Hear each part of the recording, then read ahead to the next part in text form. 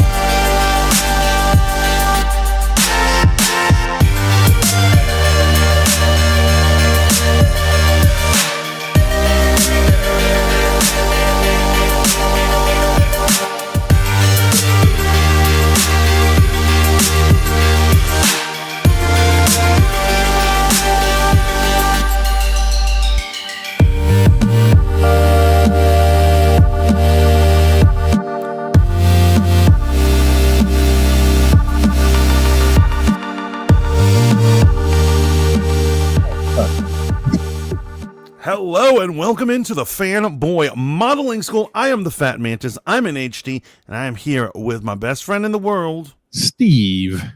Yeah, that's it. You don't like doing it anymore? It is a sad day in America when a young black man can't give himself a gimmicky name like real name, no gimmicks. Well, if I ever go out as bad as Jonathan Majors, just know there'll never be any text messages. Like I said, you're a young black man in America, so you probably are. Basically, there is no hope. I'm gonna go out bad. What is up, guys? What is the word? Oh, Mama Danny in the house. Why do ads have to exist? Welcome in, Hannah Banana HD. Oh, Hannah Banana. It is the Fat Mantis. That's right. It is the Hannah Banana. It's Dragon Lady. Hello, what up? Matt in the house. He says, "Hail to the chat. Matt. Hail Rogue Radio. Hail Dragon Lady. Hail Mantis. Hail Steve." Hey. We got a whole bunch of hails going on over here. Of course, we got Rogue Radio. Always a pleasure seeing you. How is everybody today? Give you the Robert De Niro face. Okay. Yeah, no, he likes black chicks too. He does. But no, it's been, you know what it is? Last week was so hectic and bled into my weekend of hecticness. I'm stressed, but I'm about to remove a lot of stress from my life tonight, if you know what I mean. I feel that, man. I feel that. And yes, I'm going to murder my girlfriend. No. And shout out to you, man. And shout out to this new company, Riz Radio. Don't know who the owner and proprietor of Riz Radio is, but I want to give them a big shout out, man. And, they're doing some amazing things over there. They're redefining what it is to be internet radio. Amazing things. Bro, can we jump right into right it? now? Right. Remember, guys, you can catch Riz Radio over on Live 365 app, or you can check it out on Radio Boss. But more apps are sure to come, I'm sure, because I believe that the people behind it are innovators who are going to get it out there. You know. Yeah, got to get to the people. Got to get the product in the hands of the people. That's what a famous crack dealer said. It's funny we haven't descended into cursing yet, because today is a very interesting day. It's an interesting episode. Today is our freedom of speech episode. It is our freedom of speech episode. Bro, you know what's crazy? I don't know how many episodes we have. I was thinking about this the other day. We're not one of those cool podcasts that has like episode 300. We got to be like in the 500 or what? Maybe 300 range. What do you think? We've been doing it for years, and so if we were to collect them all, I'm sure we have them recorded somewhere on the various apps we've been on all over the fucking place. Yeah, if you take Green Room, Spotify Green Room, and then you take Spoon, and then you take Bigo live recordings. Oh, the Bigo, the dark days. We got YouTube. We got all sorts of experiments in the growth of this channel. But yeah, we've been doing this for 3 years. Is that 4 years? Yeah. Hey man, real quick. Shout out Zach from Talking with a Dad. My wife bumped into him at the grocery store. Me and Zach talked the other day. There wasn't really any bridges to be mended. Last time obviously I'd seen him was on my 40th, and 2 years had gone by. And as you know, the longer you're alive on Earth, man, sometimes you lose contact with people. Hard. That is harder to keep in contact with people. Absolutely. 100. True. Are you ready to get into the shenanigans, my friend? Folks, make sure you like the stream, before you hear what we have to say about things or hot Make takes. sure you share the stream. In fact, if everyone here can just go ahead and like it, and if you're over on Twitch, go ahead and Because do my whatever own you do. mother disowned me because of some of my hot takes. So Hey, listen, sometimes a mother's got to leave a child in the sewer. it is what Just it a is. prom night. Life is rough. Wear a helmet. Yeah, you're a prom night dumpster baby. Mantis. I'm pretty sure I am. Mama Danny says work is mostly how it's been going. Yeah, we've been working my ass off. Yeah. Dragon Lady says my favorite time of year. I love the cold weather. Actually, so do I. Hey, there you go. Oh, there's no filter free speech. Yeah, basically, we're gonna go for it, but we're actually gonna talk about the essence of free speech. Now, do you want to get right into it, or do you have a honorable mention? And this actually falls in line with free speech. So I don't know if you know this. Doja Cat is a polarizing figure in the world of pop and hip hop, right? She's a polarizing figure to me personally, because I used to love her, and it's not that I hate her music. I hate her as a person now. Well, and rightfully so. Recently, she's returned to her defense of the black community and has warned her fans about using her white fans, to be more specific, using the N-word at her concert if they're singing along to one of her songs. Now, there's one song in particular that always comes up when we talk about Doja Cat. It's N-words ain't shit. And she would say that she is not talking about black men in general. She's talking about males in general. But given her race play and secret Nazi chat rooms and shit like that, we're less apt to take her word at it. But yeah, she has said, watch what comes out of your mouth when you come to my concerts. Your thoughts? She just wants to look for a problem, and I think she's just making problems. Now, I understand if somebody comes to the backstage, they're chilling with her, and they use it in front of her in her presence. Of course, say something, be like, yo, what the fuck, man? I think your complexion is a little too light to be saying that, punk. Or get your butt bouncers on, whatever. This all makes sense. She's trying to police people in the crowd. I have this to say: shut the fuck up, bitch. Okay? Because this is a free country. I'll say whatever the fuck I want if I'm out in that crowd and you're not in front of me. Okay? Not that I'm defending the white kids. You know what I'm saying? Not that I'm defending the white kids who drop N-bombs.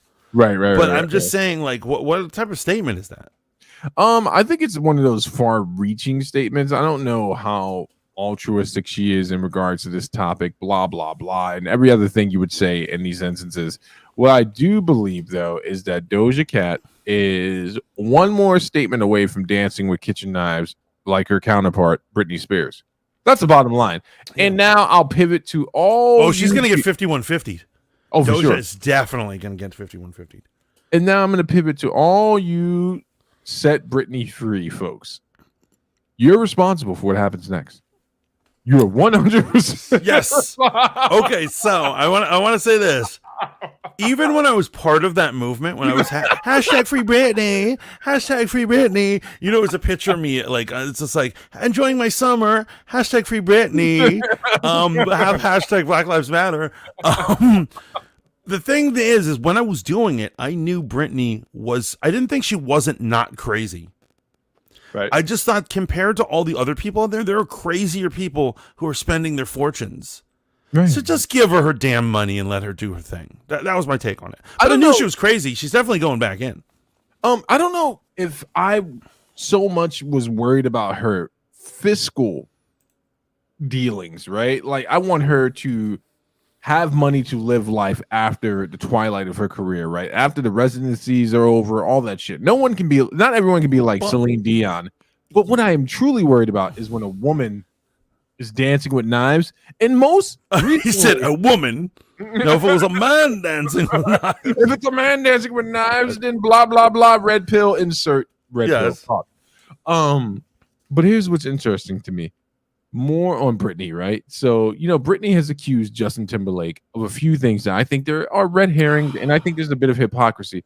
So Justin Timberlake said, my penis, my choice, right? He said, I don't want to have a baby with you. Right. I'm not ready to have a baby with you. And given to the, today's society's standings on that, he should have been able to say that. In fact, he was empowering her to be a strong woman. he's getting right. screwed. I'm sure the liberals love it. No, they hate it. They're hating like, look what Justin did to her. She was Right, but fighting for her family. However, he allowed her to invoke her sacred right as a woman to engage in the sacrament of abortion, which is what they do nowadays. But like here's the thing that this is pissing me off because it has to do with agency, right? And so this is pre her being considered a crazy fuck who can't do anything, right? So before she's locked up. In her own account of the thing, she said, "I wanted to keep it, but he made me get rid of it." Now, did he say he physically grabbed her, accosted her, and forced her over there? No. Did he hold a gun to her head, a knife to her throat? No. Basically, he, as the father, was chiming in, probably aggressively, admit it. But at the end of the day, are women free or not? Does she have the agency to say no to him or not? Because all these women are acting like he put a gun to her head. He didn't put a gun to her head. He simply said, I'm only banging this chick because she's hot and a celebrity. I don't want to get stuck with her for the rest of my life.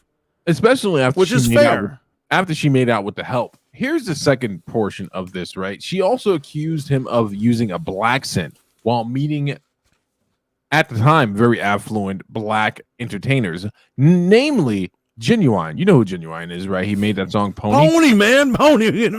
Pony's my jam. And he's most recently... It's practically my theme song.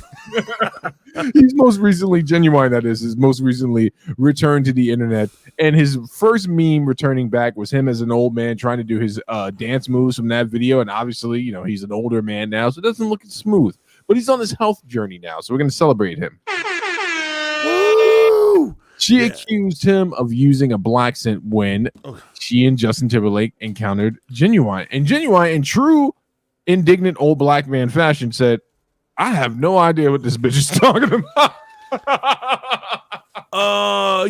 Okay, so here's the thing though. Here's the thing. Let's get real, right? Let's get super real. Right.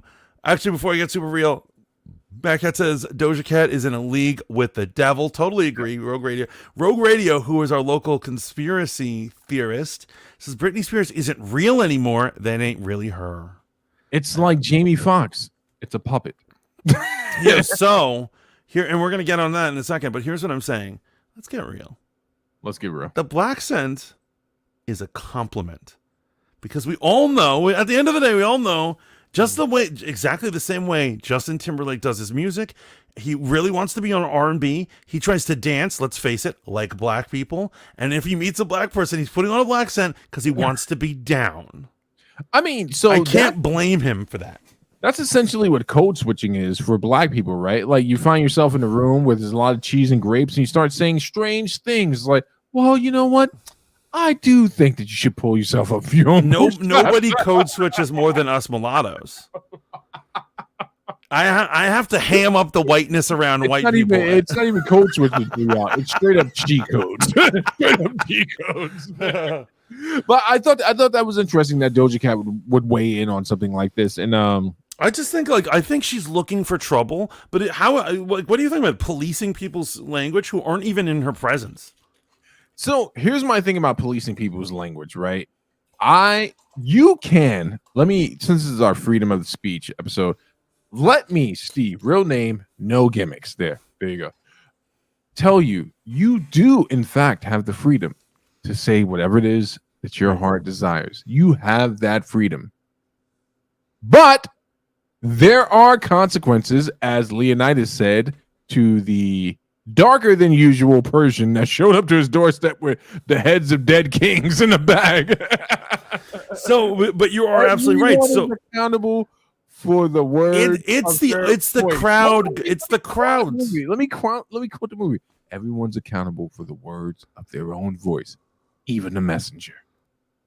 Oh, that is good. Actually, I'm really glad I silenced to let you say that. But it is the people in the crowd's job to regulate that. Her fans, black fans, if she actually has any, should be beating these kids up. It's not your job, baby. It's not your job. And by the way, I'm not calling for violence or anything. I'm talking about figurative beating up.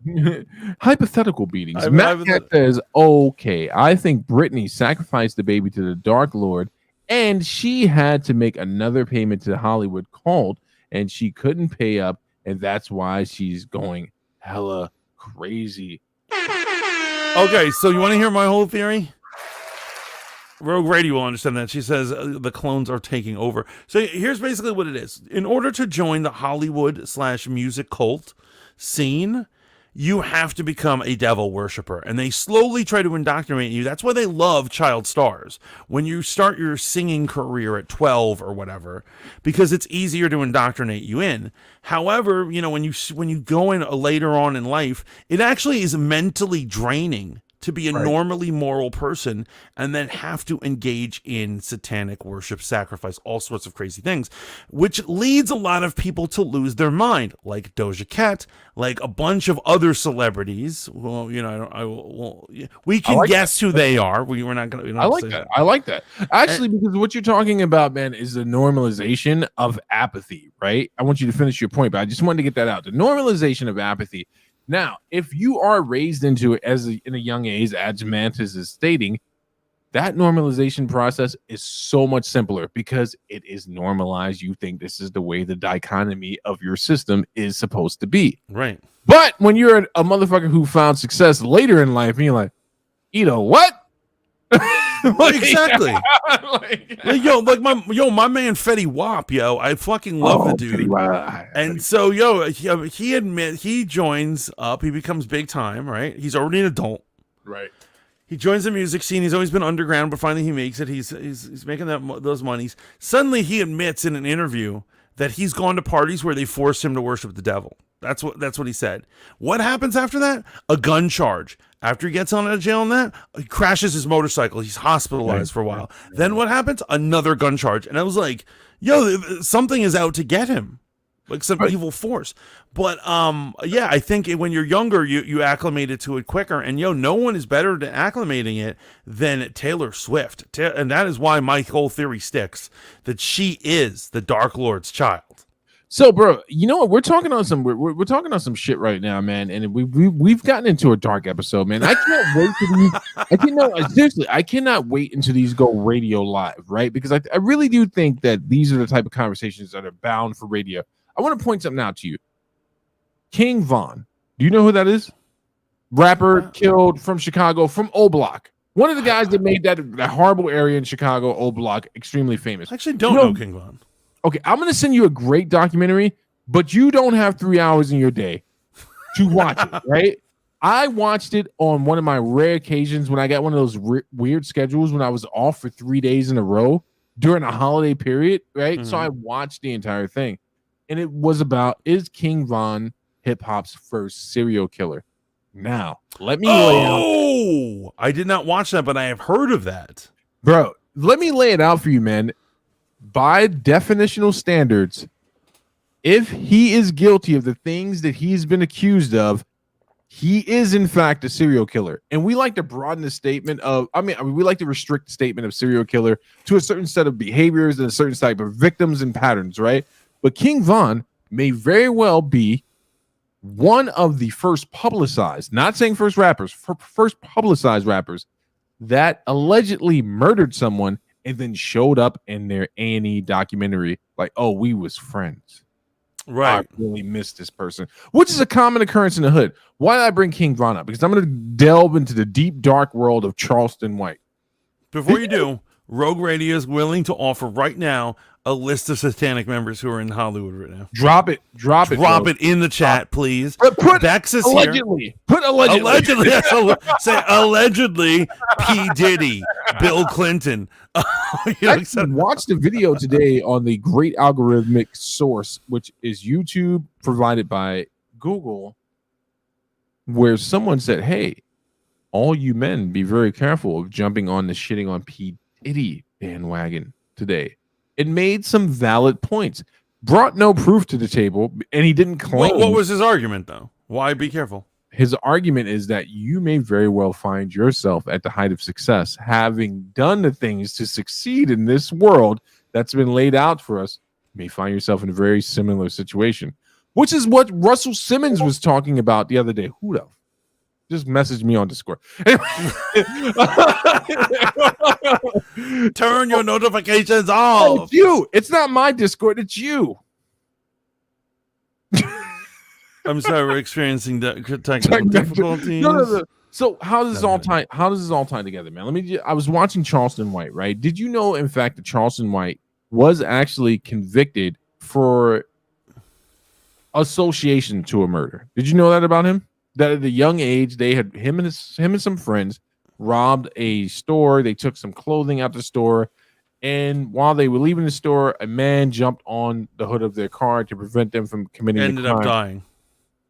And not from like any crazy, not from like any the car hit him type stuff. Like Charleston White handed the murder weapon in question to an accomplice, and they shot this person. Oh, so they actually shot him. Yeah, they actually shot him. Charleston White did time in juvie up until the age of 21, paid his debt to society. His original arc is that when he came out, like so many people who have done heinous crimes and gone to prison, was he wanted to change the pattern. And what sparked this change in the pattern was the victim's family told him they forgave him. Right. And that forgiveness sparked in him a change where he started doing community outreach. If you don't know who Charleston White is, polarizing social media presence on YouTube. But where's this all going, right? King Von is most famous for making a term up called smoking on Tuka. And it's in multiple songs from King Von. Now, you would think smoking on Tuka just simply alleges or alludes to smoking on marijuana, right? No, actually, smoking on Tuka alleges to one of Von's alleged early victims, a dude by the name of Tuka that they shot, and they made him into a hip-hop meme. And Charleston White is known for shitting on King Von. People were like, yo, you're disrespecting his memory. He's like, how am I disrespecting his memory? This guy made a song and made a cultural movement into the term smoking on Tuka, when we all know that means they're talking about smoking Tuka. Jesus Christ, man. That is grimy shit, man. Is that not satanic? We need Rogue Radio on the job. Rogue Radio, do me a favor. Look up the term smoking on Tuka. Yeah, Rogue Radio says, "Don't tempt me, laugh out loud. I won't do that to you since I don't want you to be reported. I'll give you a free one." Kenneth Copeland. Oh, we already knew he was right, of course. Obviously. Steve, check your messages to all your Merry Christmas and Happy New Year's. Good night, all. Dragon Lady, great to have you. Thank you so much. And welcome in, Bex. You know, all these damn Satanists, they're all over the place.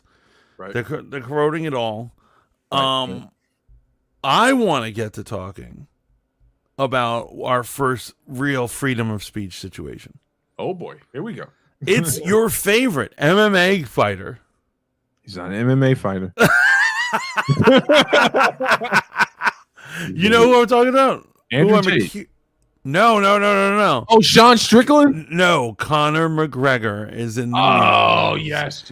And so we have a little video to watch about it. Okay. It's everyone's favorite white girl, Brett Cooper.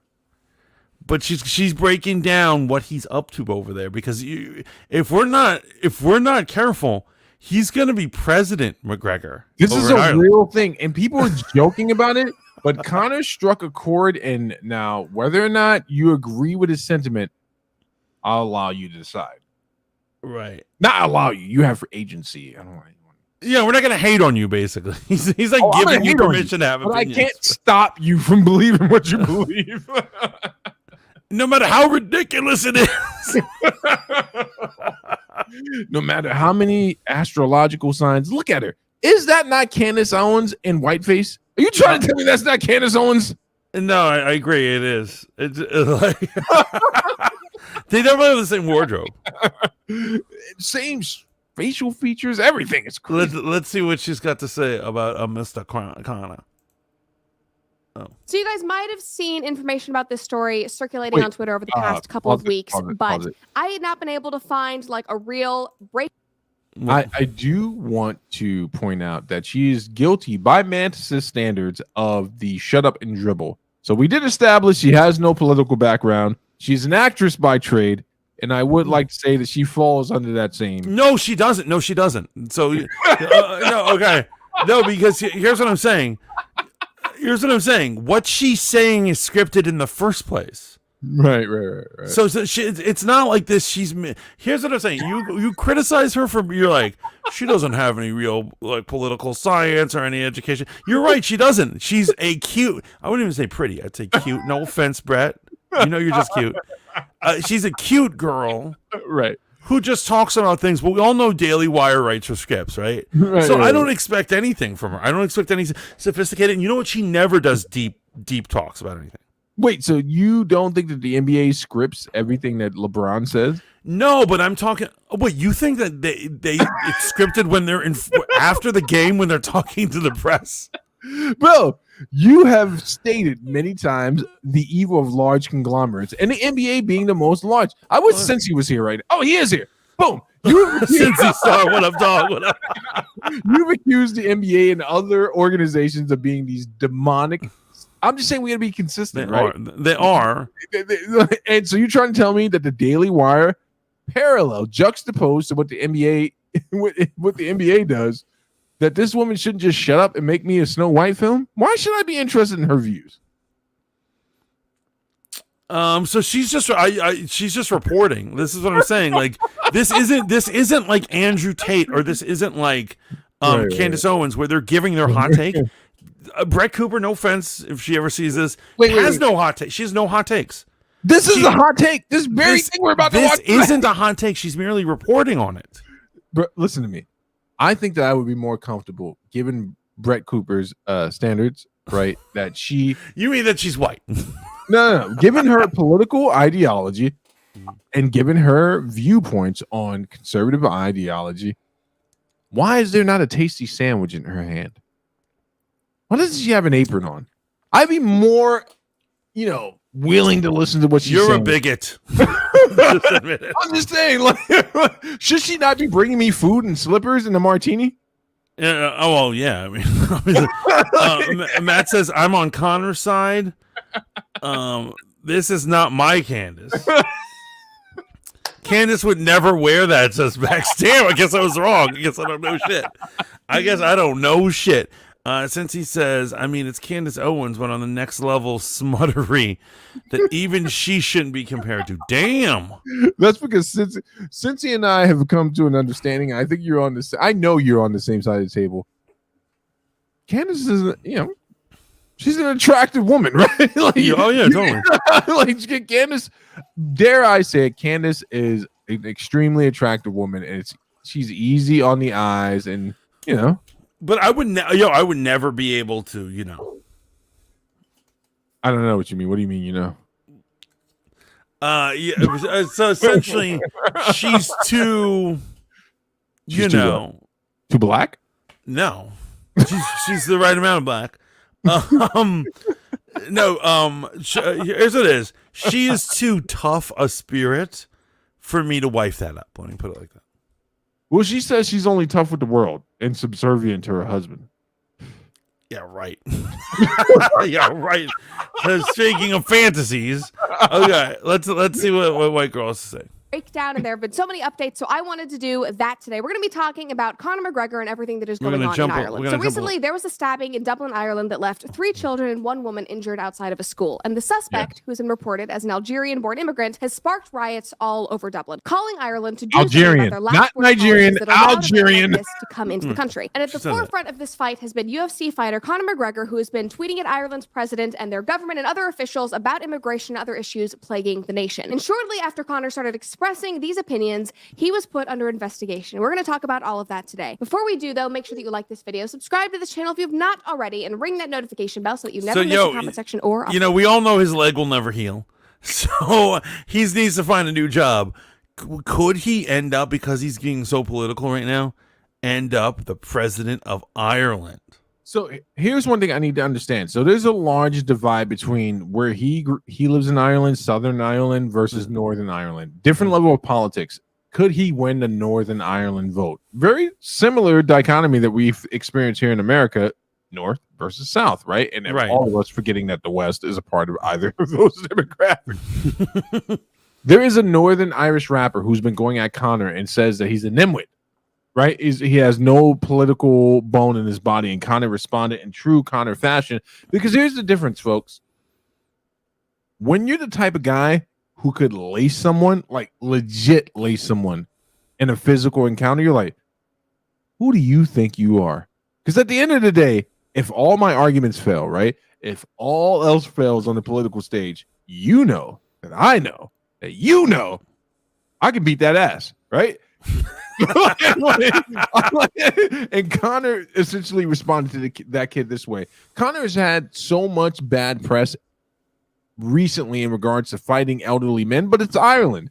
He's had so much bad press in regards to being accused of sexual assault, which got debunked, right? In all due fairness, the old man did say that his whiskey brand that he owns is shite. I'd have punched him in his mouth too. He did. He was like, "What did you say?" And he was like, because he offered him, he bought him a shot of his own shit. He's like, "This is my whiskey. Have one." And he's like, "I'm not taking it. That shit is shite." And he was like, "We duffed him." I feel like that. Once again, we're not advocating violence here on the Fanboy Modeling School, but you know, bro, it's Ireland. Come on for a second, man. It's Ireland. And here's what I'm saying, man, in regards to this entire thing. I 100% understand what Conor is articulating or even attempted to articulate. But let me say this. Until you live in a community that's overrun by others, right, that bring in a certain type of element into your community, you might not understand this. Now, I've never weighed in on the whole gentrification conversation, but I did grow up in Harlem. And I will tell you this, man. We had block parties. We had ices. We had a good fucking time. And then people from the Midwest started moving in. And fun is not happening. Yeah. There is no fun on 125th. Yeah, exactly. You know what I'm saying? You got these people coming from other places with cultural differences. I kind of understand what he's saying. You never thought you'd hear a black man say it, but I spun it, right? Because I am against gentrification. So I understand what Conor's saying. I understand what he's saying on the sentiment, man. I understand. Since we're doing freedom of speech, I'm just going to be real. I don't even know if anyone's tuned in anymore. But not only do I feel what he feels, but I'm saying I, obviously have moved out of New York because I'm an ass. But, my family members, particularly my dear sister, lives down in the city, and she has to deal with all the problems going on because of all the migrants coming in there. And the city right now has become a wild pit, New York City, right? Yeah, to the point where they've actually, they say they have, but the migrant normalization program they had there, that is my term. That's not what they call it in New York. I'm calling it the migrant normalization program because these migrants are being pushed into historically black, African-American, Nigerian. Absolutely. They think only white people are going to fight back, but it's actually not true because I've been watching some of the video clips coming from these like community organized chats, and I'm so glad that Black and Latino people are being like, nah, fuck that shit. Get them out of here. We don't need them. Listen, I'm going to say this, man. I'm going to say this about what Conor's doing. Can he become president? Well, the precedent has been set that anyone can become president if they tap into the zeitgeist of a base.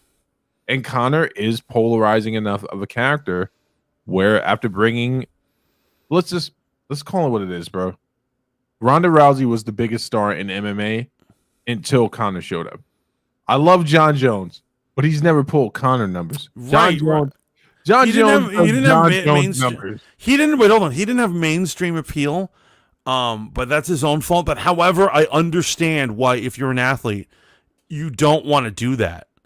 Right. Because sometimes, let's face it, Conor McGregor is the clown of the show. And we're laughing at him very often because he just wants attention. And he's just like, I'll do whatever for attention. And I'm like, well, John Jones didn't want to be the black champion, right? And not because he's not proud of being black or anything resembling that. He didn't want to be their black champion, right? He didn't want to be that guy. You know what I'm saying? Where they're parading him around. So he kind of fucked all that shit up. Let the video play because I think I watched this earlier and I think she makes some valid points.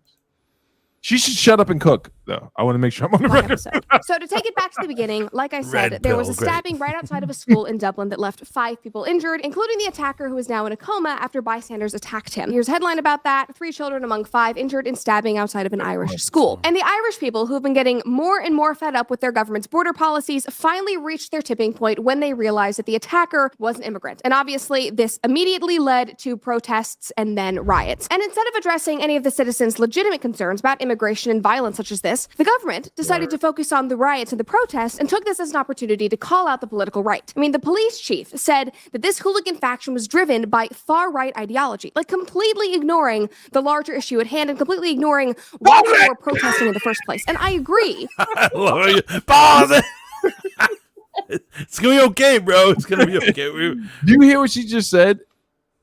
They completely discounted what led to the riots. The news reports, I saw it. I don't know. I don't think she plays it in this video, but the news reports blatantly said basically said they ignore the stabbing and they just focus on there was a far right riot happening here in Dublin. But see, this is my problem with the political machine, man. They lack the ability to be consistent, because that argument she just made, that statement she just made, and I'm not intimidated by Matt Walsh, I was going to call him Ben Affleck, Ben Shapiro.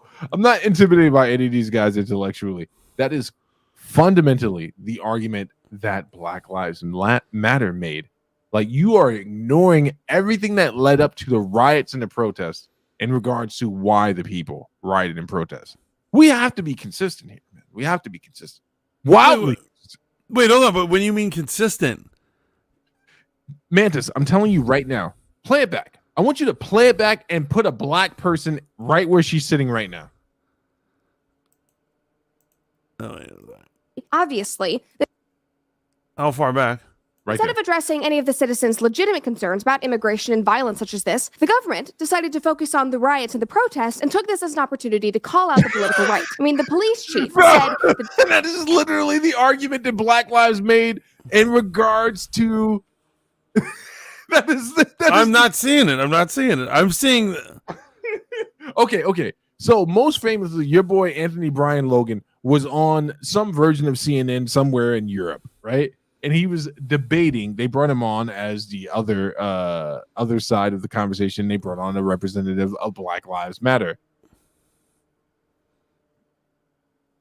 right? And okay, go on. Woman literally said exactly what she said when Anthony Bryant Logan pressed her. He was like, "What about the riots? What about this? What about the damage?" And she's like, "You are focusing 100% on the riots happening, but not why the riots are happening." Right, but you're saying the person who says that is correct. You're saying the person should be like. I'm saying they're making the same argument. I'm saying they're making the exact same argument. And this is my problem with the socially conservative right. And I am not following you at all. I do not follow you at all. I'm taking crazy pills right now. If that was a Black Lives Matter, okay, let me make it. You're saying if she was Black Lives Matter. Yeah, if she was a Black Lives Matter member and made this argument, superimpose Black Lives Matter movement, right? And their response was the government is not acknowledging why these riots are happening. You would be like, this is malarkey. Oh, right. You'd be like, malarkey. Mantis has never said malarkey. I just want to. I have never said malarkey, but that is interesting. That is interesting.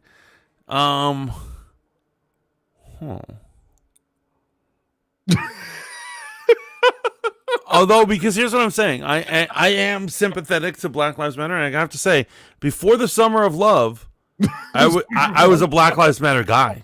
Okay, I remember that actually. Right, and then when the Summer of Love happened, I was like, I denounced them. I was like, these fucking psychos.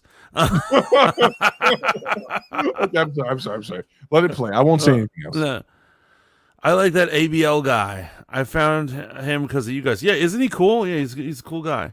Anthony Brian Logan is a stand-up dude. Much respect to him, man. This hooligan faction was driven by far-right ideology, like completely ignoring the larger issue at hand and completely ignoring why people were protesting in the first place. And I agree, obviously, that rioting and burning down a city is not the best way to get your point across. We learned that in 2020, especially when it impacts Can we just agree? Can we just agree that poor people riot and burn shit? Yo, I can agree to that. But here's the thing. She literally is going to use one of the most classic political arguments. I can agree that this is not the best way to do it, but allow me to show you how. Let me do it anyway. Let me do it anyway. Allow me to show you how when my side does it, it's socially okay. Hit it. But the police seem to be purposefully taking this as an opportunity to shit on the political right and ignore any argument made by sane people who are genuinely concerned about their country's safety. Like, they are seemingly protecting a man that stabbed children because it's politically advantageous. Like, it makes no sense. So you convinced me. So obviously I'm here to watch a story about Conor McGregor possibly becoming the president of Ireland, right? Right. But you have convinced me that I'm like, it is lame that these whiteys rioted and didn't take normal political avenues, right? Which they clearly have at disposal. Bro, this is the episode. I've been right, by my count, 276 times on this show. But this is the first time. Out of the 569. Okay. So. This is the first time. You're losing.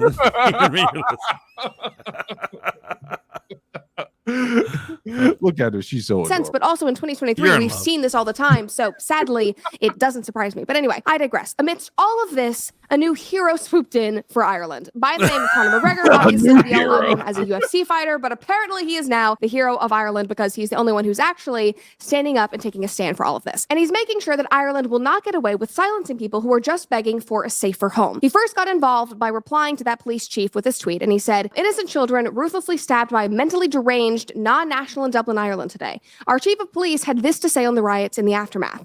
Drew, not good enough. There is grave danger among us in Ireland that should never be here in the first place. And there has been zero action done to support the public in any way, shape, or form with this frightening fact. Not good enough. Make change and make way, Ireland for the victory. God bless those attacked today." There's no way he's that literate. And then he followed it up with this tweet saying, "Ireland, we are at war," which I think a lot of Europe is actually at war right now, considering their immigration policies. But that's an episode for another day. And then after that tweet, I think Conor wanted to set the record straight and say his full thoughts on the Wait, hold on. Before we go any further, I started to feel like a way when she was saying certain things.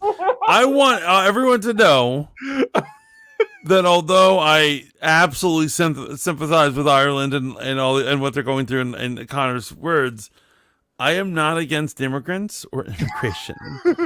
And she's starting to kind of sound like she's some sort of nut job who's against.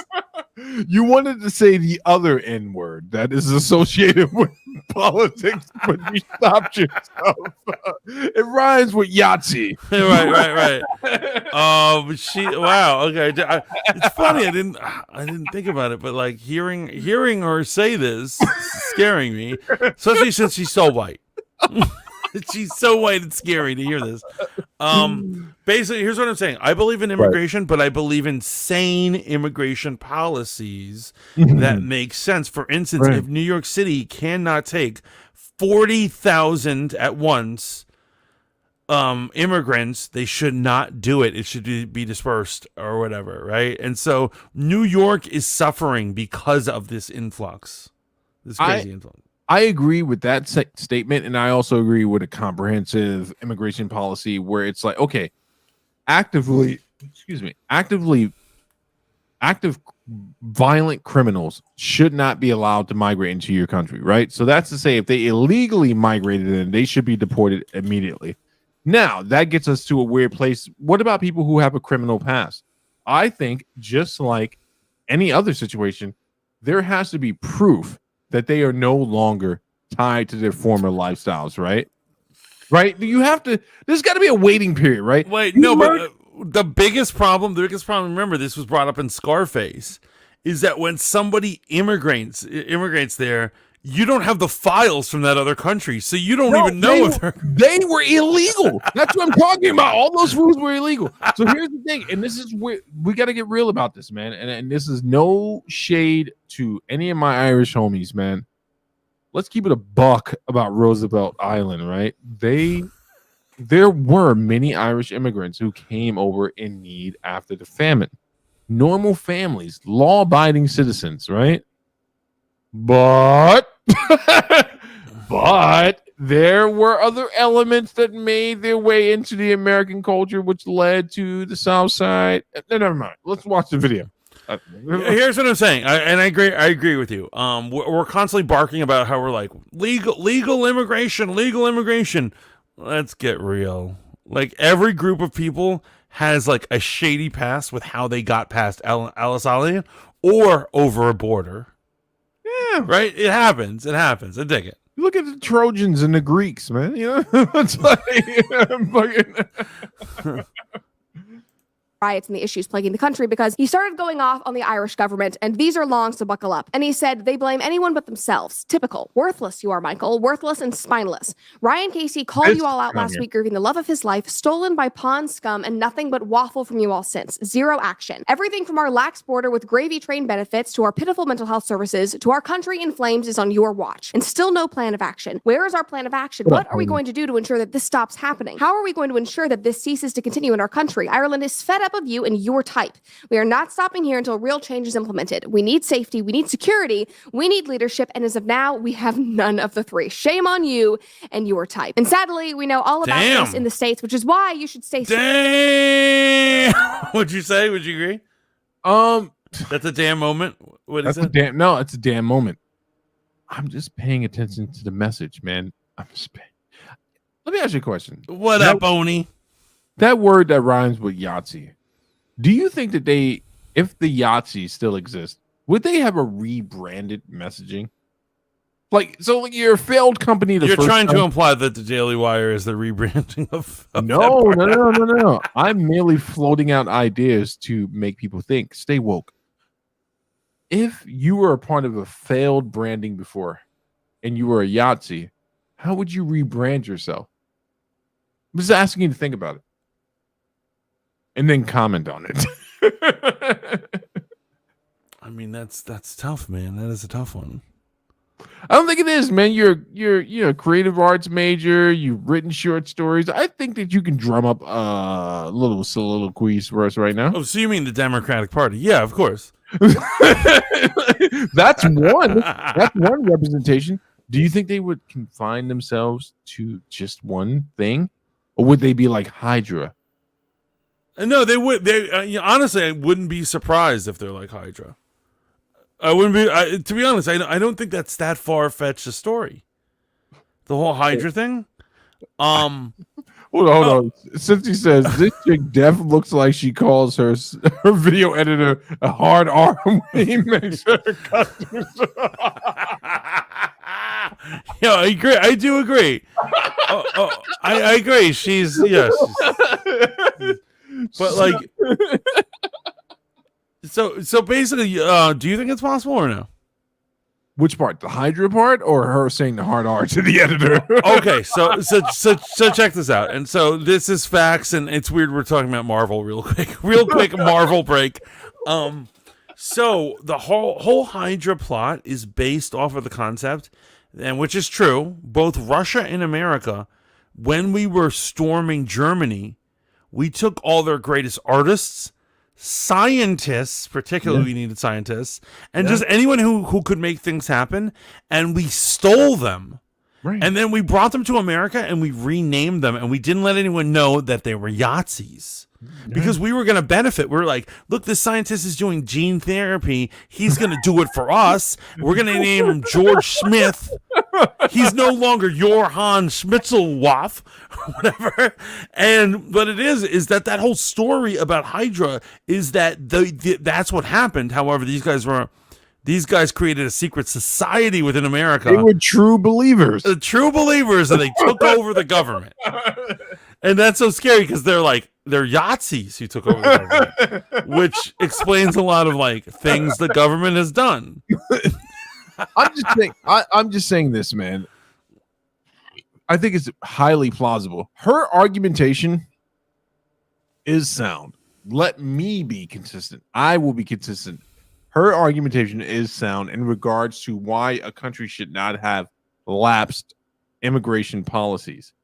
Because as you try to do good, your endeavor to do good will allow evil to seep in.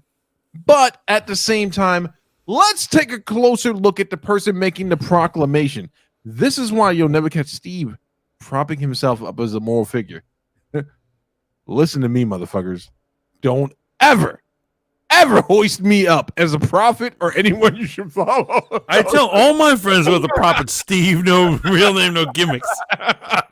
Don't ever hoist me up as a prophet. I am merely here to attack prophets. So here's the whole thing with me though.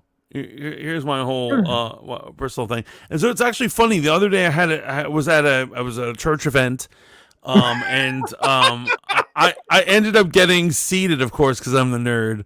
With the clergy, and so we had the clergy from the other places. So we had a rabbi there, we had a Catholic priest, we had a Lutheran priest. So you were at a Unitarian church then?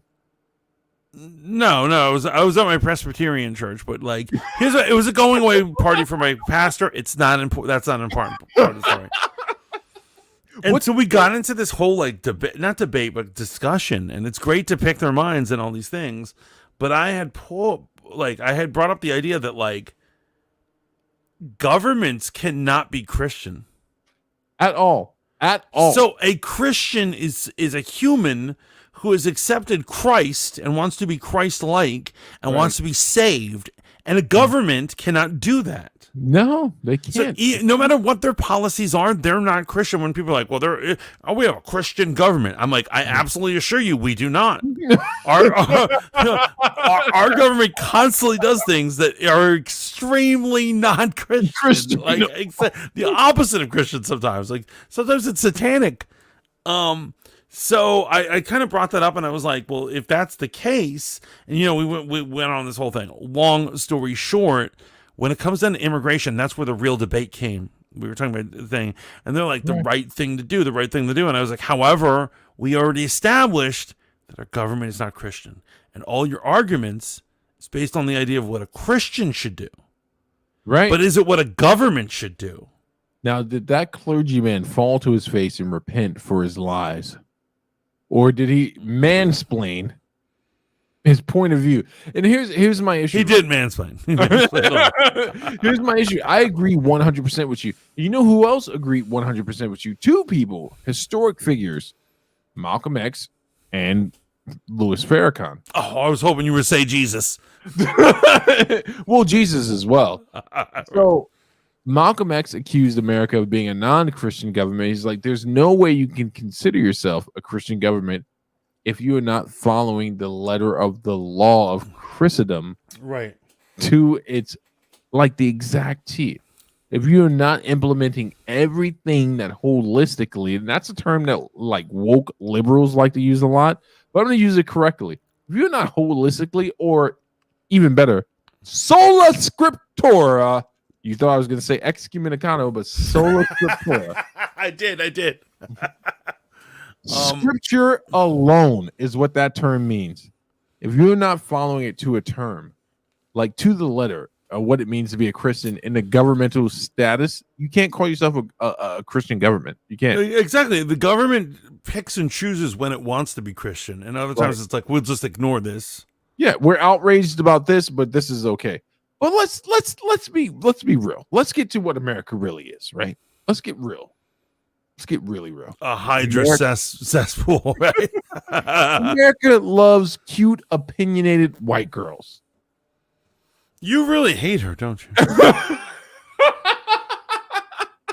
Let me turn my camera on. No, I don't. I don't, man. I don't. I respect her. I respect her for the impassion that she has. I really do believe she believes the things she says. Just like I believe that those broads over at Black Lives Matter. No, you know what the thing is? I think it's crazy that you think that she says things she believes. No, she really doesn't. You know what it is? I watched an episode of Ben Shapiro this morning, and that was tight. Well, I'm normally tight. Auntie Cat, what up? Auntie Cat. What's wrong with cute white girls? She says with opinions. Oh, damn! Did she come in on a crazy point? Right? I'm just saying that America loves cute white girls with opinions. They absolutely do. They absolutely do. But the whole point is, she's not very opinionated. Brett Cooper is just spitting. Oh, okay. Like I said, she is just saying the basics. Viewing. And like I said about my Ben Shapiro thing, Ben Shapiro, he speaks his opinion. Like every other sentence is his opinion. And sometimes I'm like, okay, guy, simmer down. Simmer down. Simmer down. Yo, you know what's crazy, man? We covered about 3 or 4 weeks ago the beef between Ben Shapiro, alleged beef between Ben Shapiro and Candace Owens, and I took the stance that Candace Owens, in a social capital type of way, owned Ben Shapiro. And then there's some stuff that came out on YouTube where they're like, Ben Shapiro owns Candace Owens. As of today, December the 12th, 2023, the Lord's year, Candace Owens has not been removed from the Daily Wire. Of course not. You don't find that odd? That Ben Shapiro... Oh, they can't find... Here's what it is. To be honest, my top belief is that it's even fabricated beef. Oh, I would agree with that. Here's what it is. Ben Shapiro originally said the comment that ticked her off when he was, and please, I hope no one gets offended by this, in a private synagogue group. Ooh. And so I'm sure when I gotta pee. Draw this one out. I gotta pee. Talk to the audience. Draw it out. So basically, when he was confronted on, the original videotaping of him talking, they said, Candace Owens is saying horrible things, don't you think? He had to, regardless of his actual opinion, say, yeah, what she says is fucked up. It's no good. No bueno. Totally not into it. However, he didn't know he was being recorded. He got recorded, it got put on the internet, all these things. And so they then had to keep going with this narrative. At the end of the day, I bet you anything, they are sitting down and having dinner together with their spouses, and they're having a grand old time. And there isn't anything really, there's no beef. The beef is an illusion to draw in fans. And here's my man, Steve, who wants to comment on everything I just said right now. So, in response to the things you said that I didn't hear, here's what I have to say. You people are wrong. I am right. No. Continue. So basically the summation is that he was caught being recorded in a place where he has to 1000% disagree with everything she said. Right. And then when that got out, she had to respond to that. And I think that it's all part of the show. It's all part of the show. I would agree with that 100%. I would agree with that 100%. And the only reason that's relevant is in regards to the young lady on the screen here, who, by the way, I do not want to defame her character, right? Let me assume that she wants to believe the things she's saying. I just think that she's wildly inconsistent, and I refuse to believe that a person of her intelligence level cannot see that she's making the same argument. The same argument. She's not making any arguments. She's literally just showing us shit. Mantis, showing us something and espousing your views is making an argument. Let me know when she espouses a view. Yeah, let's go. Holy shit. Wait. Rewind it literally 15 seconds.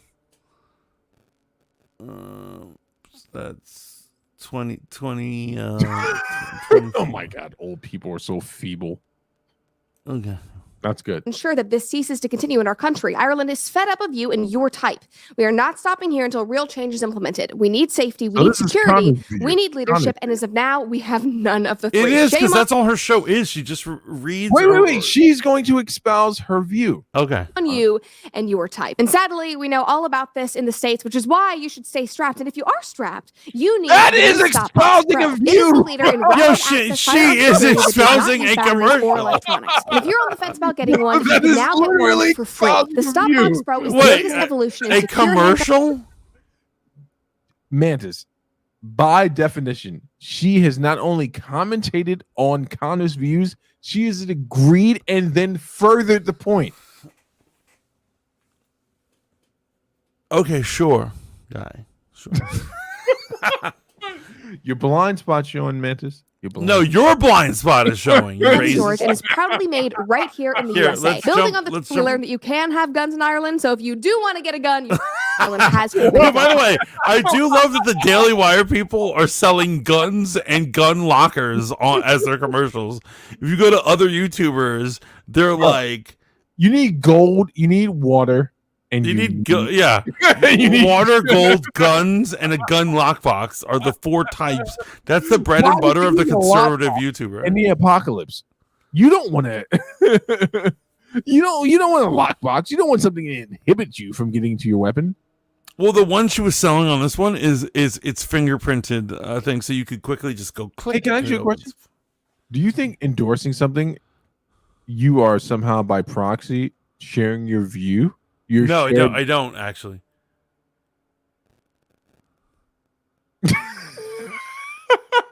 No, it's absolutely not, because you know why? You're Why? coerced into it.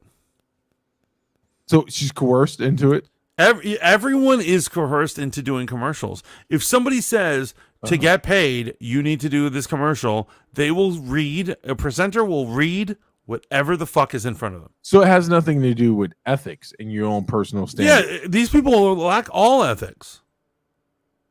They have no ethics. Are you kidding me? Wait, This girl wants to get paid to be on the Daily Wire. So therefore, if they say, Negro poison, leave it out. It'll kill Negroes from coming on your property. So she will read that spot. She will read that spot. I just want to make sure I'm understanding you. Your standard is your point.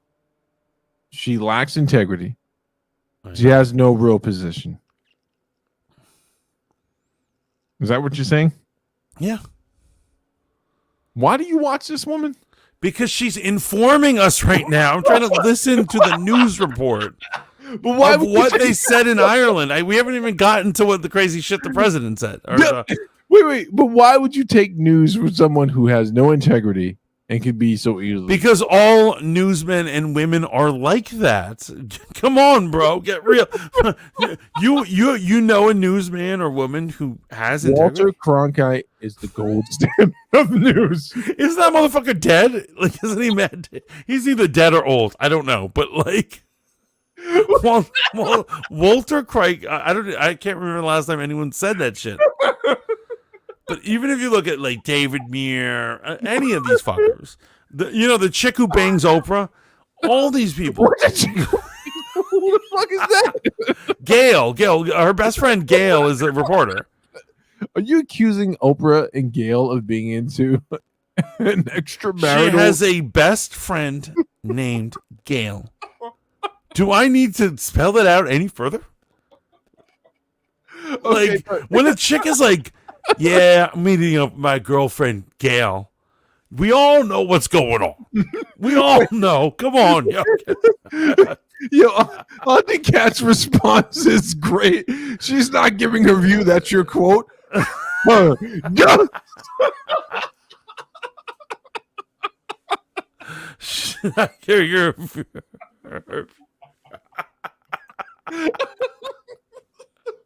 Oh, I love doing. I love doing fanboy. Continue. All right, let's this beautiful. Let's finish up with this. Policies of government. Has this regime ever had even one successful policy? Oh, you could say that about a lot of governments. Health service in shambles. Abominable housing crisis. Immigration wide open. Literally sounds like America. Climate hypocrisy rubbed in our face. Danger on our streets at an all-time high. Can we point to any successes? Literally no. We can lambast those wasters looting and damaging our streets last night, and we will. Here's what I'm saying. I would love to say the real word for the Yahtzees, but YouTube won't let me. White people won't let me. White people are super sensitive about that word. So that's the only reason. It's not a fanboy modeling school thing that we decide to omit that word. Yeah, we'll say all the words. We'll say all the words. They're making us change the words. But he said, yeah, I can apparently on YouTube say the chick who bangs Oprah. Yo, can I say something, Mantis? Would I be wrong in my complete an absolute non-factual statement, complete conjecture, my opinion, say that this girl looks like the unpopular chick at LaGuardia. No, I think that's a good assessment. That's totally right. Yeah, absolutely. She's the girl who didn't understand she was going to a liberal arts major prep high school. And Right. Wait. Yeah, can I be right? Like, she's sitting in that pizza shop across the street from LaGuardia and Martin Luther King High Jr. with the highest crime rate in New York City. So, you know what? She looks like the type of girl who would be like, everyone be nice to her, but because they pity her. You know, like, yeah, sure bet.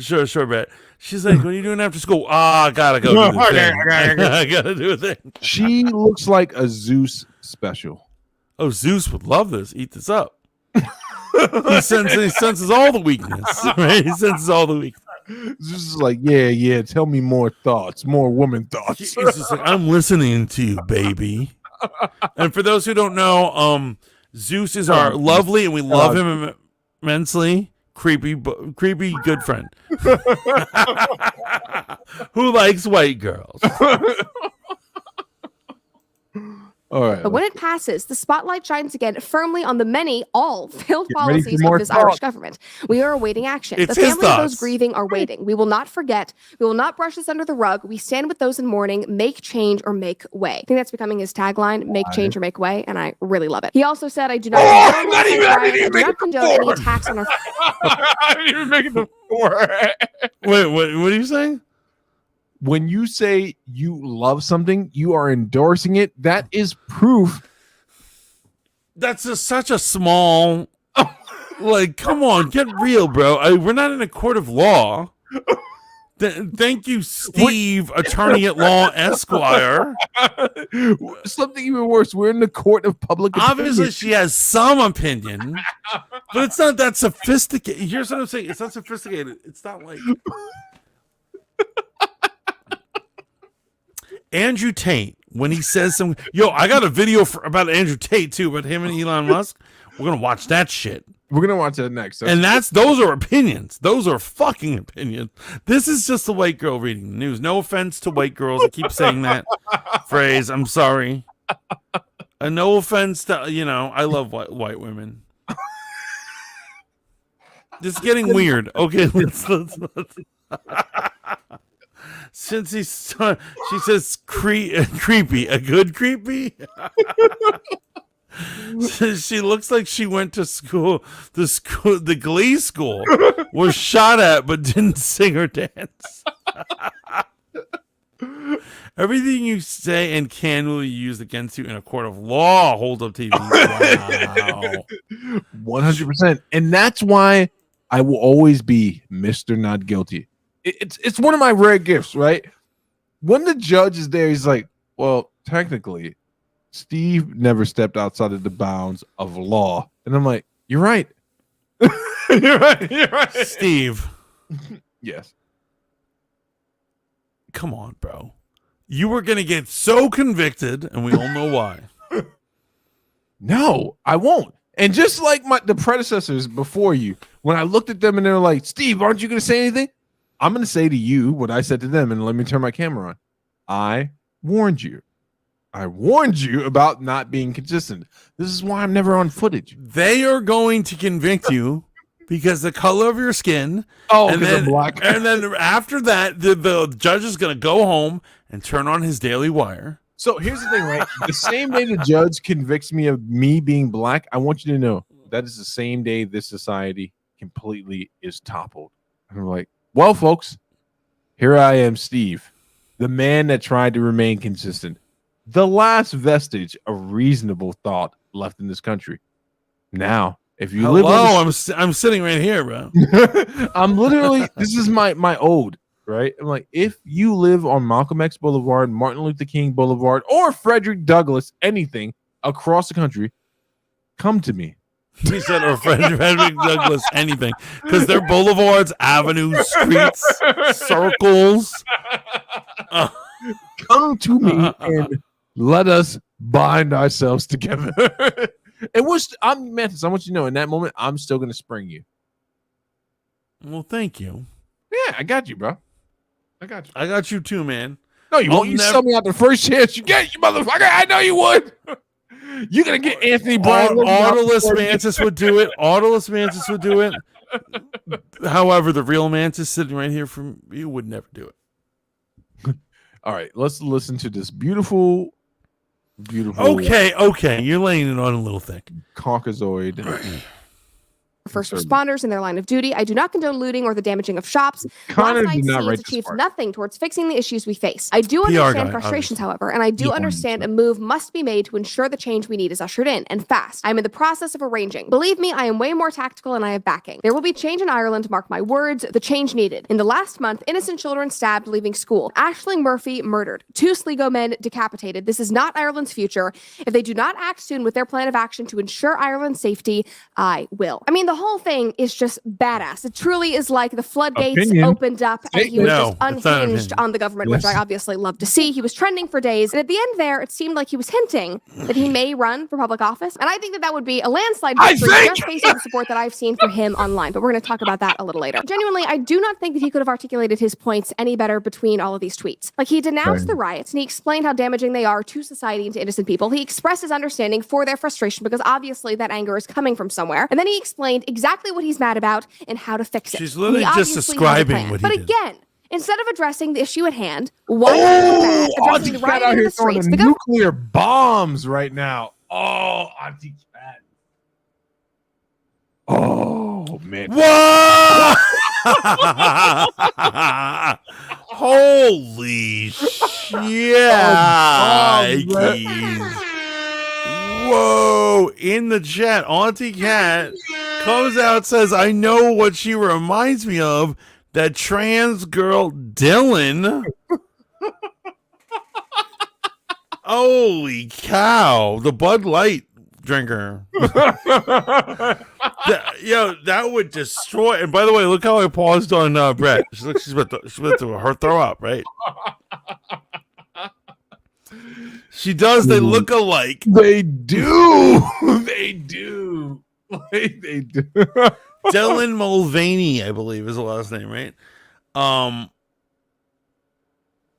If we are criticizing poor Brett, who does a great job, I will say her. You know what it is? She doesn't have a strong chin. It's almost non-existent.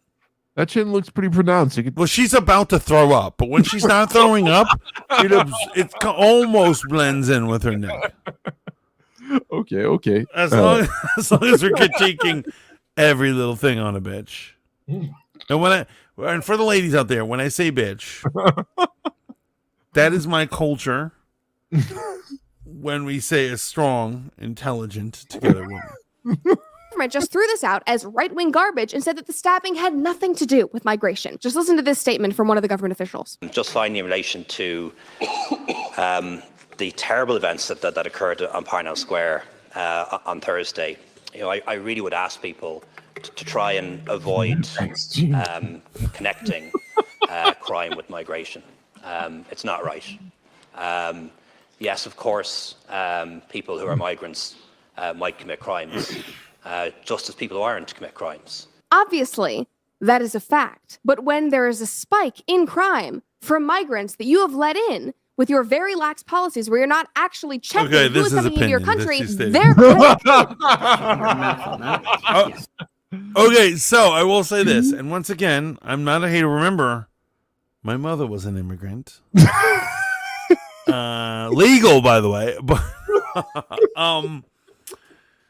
here's what I'm saying. Here's what's wrong with his argument and the thing he's saying. I understand the spirit of what he's trying to say. I don't know if they're what are they called in Ireland? They're not senators. They're whatever the fuck.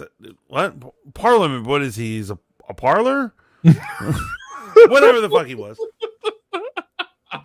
I understand that he's like, don't equate like criminality with anyone migrants. I dig that. I understand that. Right.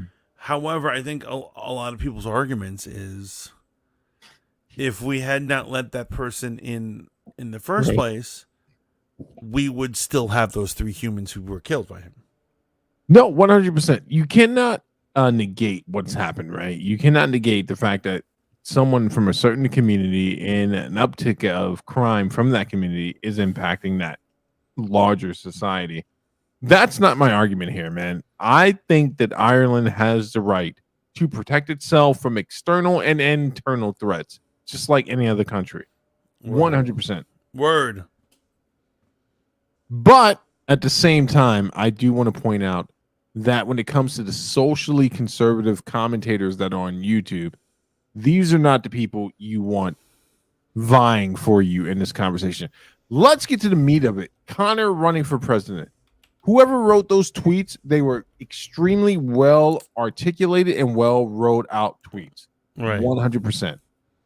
What has to happen next is, unlike Trump, if Connor wants to have, I think, a lasting political presence, if he is running for president, it has to be something built on substance, man. It does. We have to believe that he's more than Connor the cage fighter. We have to believe that. Because if you know Connor as well as I do, and I respect him as a fighter, I am a Conor McGregor fan, man. I believe he's way more talented than people have ever given him credit for in the cage and out of the cage. I have to believe that there is some substance to this whole thing. I don't want for Ireland another Trump situation, which is like the guy who says the most salacious shit gets elected to president because it rings. But true. nowadays it is what it is, all right? The most it is, man. It is. But I think we understand what's going on. We've covered that good. Right. Brett Cooper doesn't have any opinions, according to Mantis. That's what it is. She had one opinion out of the whole fucking video. You're like, look at this woman breathing. That's an opinion. So let's get on to our other favorite mulatto, Mantis Dark, as I like to call him. Andrew Tate took on Mantis's other favorite. Right. Yeah, and Wait, Andrew. Do we want to take a break from political commentary real quick? We're not getting into any of this shit. God of War's got a new free DLC coming out. Santa Monica Videos. Fucking Grand Theft Auto has a new game that will not be out for another 2 years. They release one cinematic trailer, right? And the world goes crazy. And of course, In every way. And what is this is proof we can't have nice things. Because have you seen the people who are shitting on it? bums and degenerates. Bums and degenerates. One of the first claims was like, the only black person in it is that the chick tweaking on the car. For starters, there's multiple black people in there. Are you kidding me? But like, I don't understand why people need to go toward the negative when they see something. You know what you're getting when you play a Grand Theft Auto game, and you are all fine with a white man sniffing copious amounts of illegal substances in Vice City. Be consistent, right? Like, be consistent, man. No one has an issue with CJ in San Andreas. We all love that character, Right. But I think I can prove who's racist if they're black based on their gameplay in San Andreas. Ooh, Wait, let me take you explain to that one more time. Let me take you to a dark place, man. There's a certain board in San Andreas where you have to take on a brown gang. And I've seen motherfuckers get wild when they're taking on this brown gang in San Andreas. Do you remember what part I'm talking about? They were Haitian gang, weren't they? No, Nick, they were Mexican. Mexican. I'm actually. You know what? I'm getting confused with actually Vice City. No, in San Andreas, CJ's sister is involved with a Mexican gangbanger. We assume he's Mexican. Right. And I have seen some players and their demographic will remain nameless because the argument becomes black lost and all that shit. But here's what I'm saying. It's GTA. They released a video for a leak trailer for a game that's not coming out for another 2 years. People are amped up. But more importantly, as nerds, we got a Blade cinematic. Wait, no. Before we're still talking GTA. So DT Dub says Florida's full of black people. There's no way around it, but only conservatives and Tate complained about GTA. That is not true. Black Twitter was flipping out about the representation of blacks in the trailer. However, the creators actually ended up pointing out that they said not only did we copy, those videos you see are a way to emulate or copy things. Yeah, we've seen on the internet, but they're like, it's not just black people acting foolish in the trailer.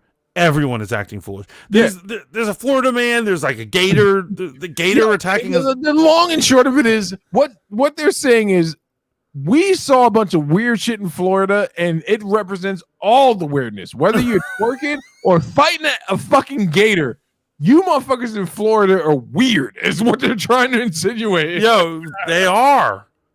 They absolutely are. So have you heard about this one? I forget who it was, but they claimed that their insider connection set claimed that the main girl in this trailer, which I didn't see any sign of it, was really trans. She's not just a girl; she's trans girl. It's Florida. Doesn't surprise me. Here's the thing, man. So I went to Florida twice prior to being married and then going to a normal part of Florida. So before I was married, I went to spring break. You may remember this for the Winter Music Conference. And it was in Miami, man. Stingy Lou's, drinking drinks on the, whatever that shit is. Bunch of fucking, Northerners acting crazy and the local moguls acting nuts. After all that bullshit, I went to a place called Port St. Lucie. Or Lucy. Can't remember. It's one of those things. When I was married, and I had a good time in Florida. It was quiet. I got a nice haircut in a black barbershop. I want to point that out. No one had guns on them, right? I really want to point this out, man. I went to a barbershop that was black owned, and no one was packing heat. I'm not to say that that's uncommon in the North, but if you grew up in New York City, every black barbershop I've ever gone up to, my barber has always been packing. He's always been packing.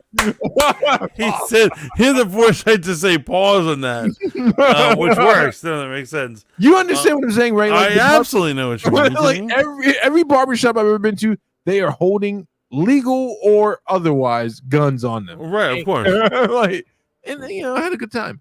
I think the thing with Grand Theft is you have a lot of people who don't want to accept the truth about the community. So they also sold a bunch of white people in RTVs playing in the mud. Right? Yeah, people trying to catch a gator and stuff. Like really loose ass shit. The Florida man shit. When you type Florida man into Google, I'd be willing to venture that 3 out of 5 of the articles you're going to find are going to be of white men. So I think they represent it fairly well. Right. Yeah. DT Dub says, Black Twitter, laugh, laugh, laugh. That's hilarious, man. Go to the boardwalk. Everyone of every color acts crazy and ratchet. Absolutely. Yeah. That's Florida. It's Florida. That's absolutely Florida. When God created the world, after he looked at Ireland and said, okay, this is Ireland, he then created Florida and said, yeah, that's where he took his dump. after 6 days of working, that's where he's like, I need to shit one out, and that became the peninsula of Florida. Auntie Cat says guns are everywhere in Arizona. God bless them. Amen. What was that hand gesture you just did? I just put my arms up. What? That's weird. You can't do that. It's very weird. Yeah. Whatever, bro. Whatever. Something makes me feel self-conscious.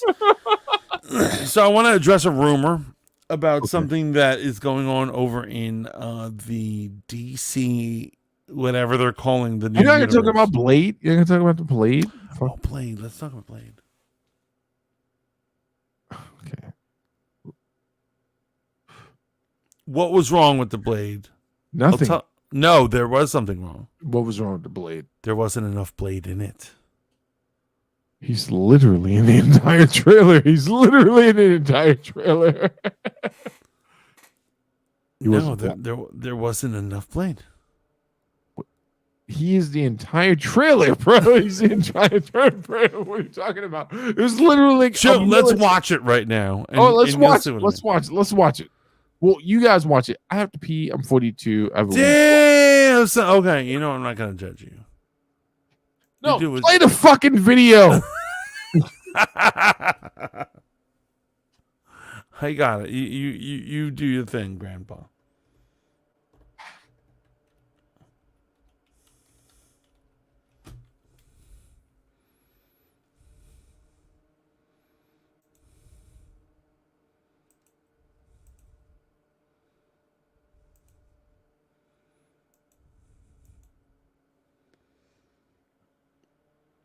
Yo, let's watch the shit out of this thing, man. Blammo. Oh, forgot to say share. Sorry, guys.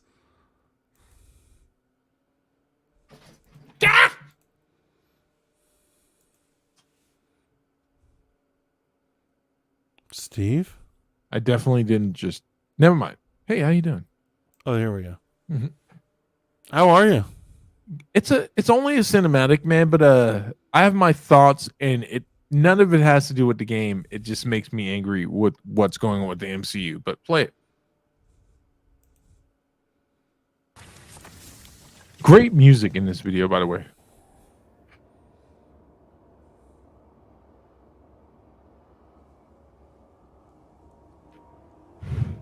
Get to it, bitches. Yeah. Fuck Black Panther. I'm Team Blade. I'm Team Blade too, but fuck Luke Cage, man. What? Oh, calm down, bro. Why are you hating on other black men? Turn that shit up. Ooh, high five. High five.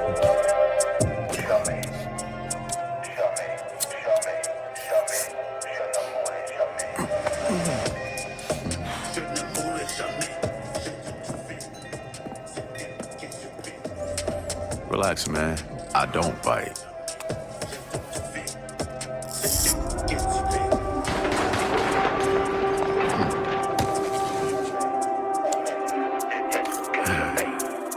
Lock up tight now. Night's just getting started.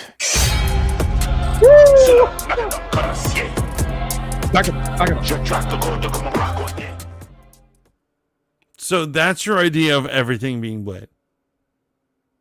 Oh boy, here we go. What part was that not Blade? What I'm saying is, what my idea of a Blade trailer, when people are like, yo, there's a Blade trailer, I expect to watch him decapitating, jumping around, destroying motherfuckers, doing shit. That is a scene from a barbershop. That is a Tyler Perry sitcom right there. Bro, it's two different arguments. Blade was present in every part of that trailer. That's what I thought we were arguing. Here's what I know, right? At this point, we have the Blade game and we still have a Black Panther game, which takes place in World War II era. So I'm thinking it's King T'Chaka. I'm not sure. Wait, what? Yeah, you don't know about this, man? They released I don't know about this. Yeah, last year's Game Awards. Fucking King T'Chaka, his Blade Avengers. Not Blade Avengers, Black Panther Avengers.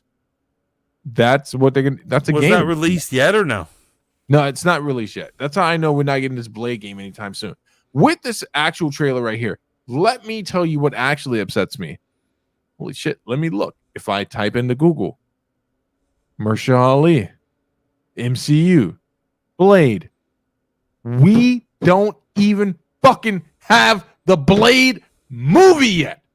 And I know that this shit was not supposed to come out before the movie. No, they were supposed to probably, if they're smart marketing, they were supposed to come out at the same time. Obviously, the gaming was going faster than whatever the fuck is going on over. Oh no, because Marvel's too busy giving you fucking the Marvels. Which, by the way, guys, I'm getting back on YouTube. At the end of the month, you'll see a best of movies I've seen and the worst of. Guess which one the Marvels is on? The best. The best. You know me too well. So we had that, and then obviously Game Awards popping off. Spider-Man 2 proper, not Miles Morales, but Spider-Man 2 proper, not getting any awards at the Game Awards this year. Not one fucking award. Not one. How do you feel about that? I haven't beaten the game yet. And that's not because the game isn't amazing. Like every part I've played, I've been like, man, I'm having a great time. It's just I don't have that. My days are sacrosanct. It's probably because the game is racist. Okay. What are you lining me up for? He's too smart. He's too smart, guys. The whole controversy with the Spanish language. Okay. Wait, we haven't discussed it here? Or We no? have discussed this. I don't know if that's racism. Of course it is. Mutilating someone's language? Oh, okay. Explain to the audience. I'll let you ride on this one. So basically, and I'm sure we've talked about this in We other have. episodes. And just like the last episode, I'm going to let you lay it out. Okay, so basically, there's different language modes for things. And so in Spider-Man 2, to be all inclusive, they decided to create a non-gendered version of Spanish. Now, for anyone who knows anything about Spanish, Spanish is one of the most gendered languages ever. So like they had most to languages. Like most languages. Yeah, most languages are, as a matter of fact. But, so they had to do this thing where they changing words and making them non-actual words or making up words in the name of white liberalism in America. And so Spain banned the games. They were like, fuck this shit. And then various countries in South America, I don't have the list in front of me, also banned the game because they were like, what is this shit? And so when it comes down to it, one of the reasons it might be being hated on because there was this controversy. Well, not at the Game Awards, right? Because they were Right. at the politically liberal side of it. But I understand exactly what you're saying. I think that Spider-Man 2 had one of the most contentious openings for no apparent reason ever, right? Mm-hmm. People could not find fault with the game, so they started creating narratives to hate the game. And I know that this is a real thing or something that could possibly be happening because I'm not a person who has not done this in the past. I am guilty of shitting on Spider-Man for no apparent reason and fuck Spider-Man. That used to be my argument back in the day. When we were young, you used to harass me literally for hours. I'd be like, okay, Steve. And you're like, no. Spider-Man's a bitch. You'd have a whole argument for it. Argument, just fuck Spider-Man. Actually, I will say you did have some good arguments as to why Spider-Man's a fucking bitch.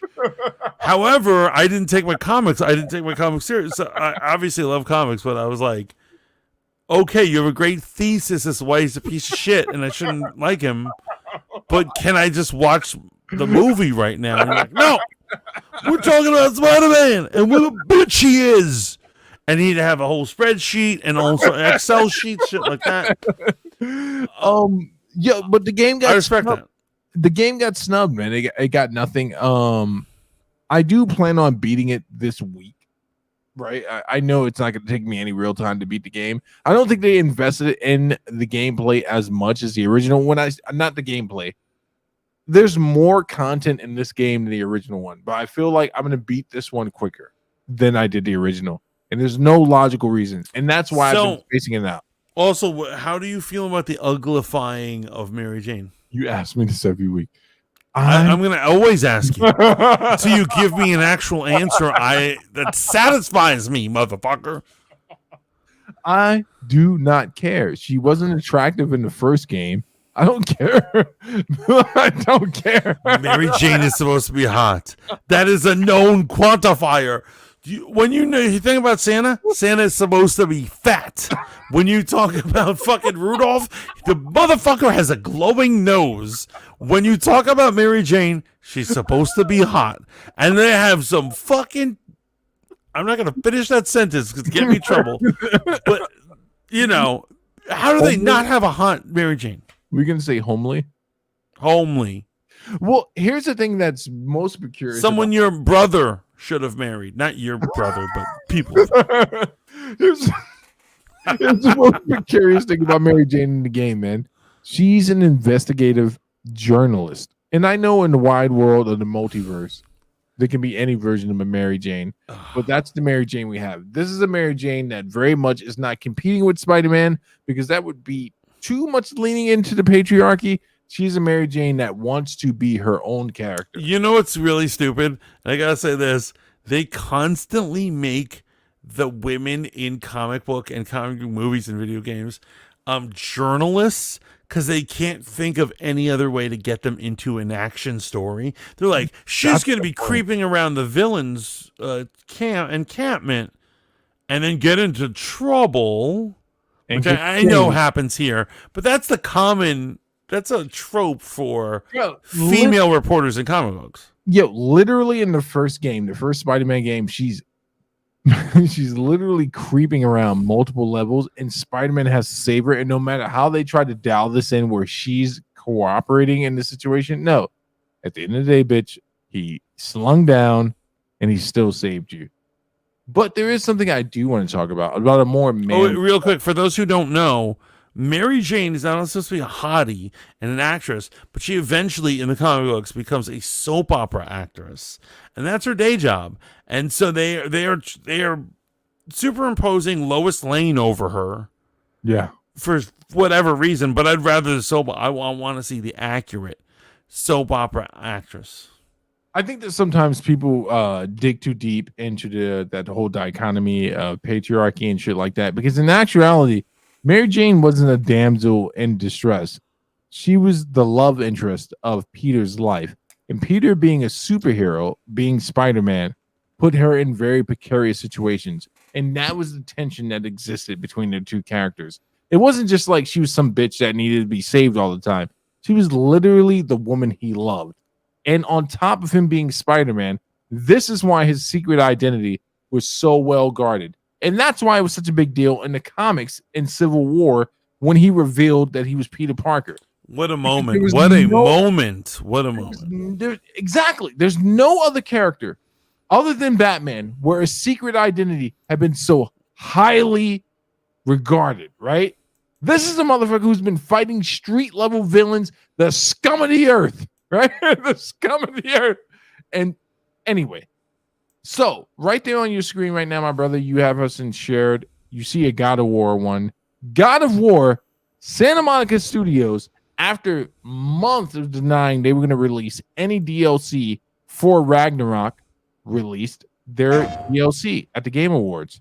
And pause it real quick. You know how you're a beloved franchise? Yeah. When motherfuckers stand up and give you a standing O at the Game Awards. Now, God of War... They were having orgasms? Yeah.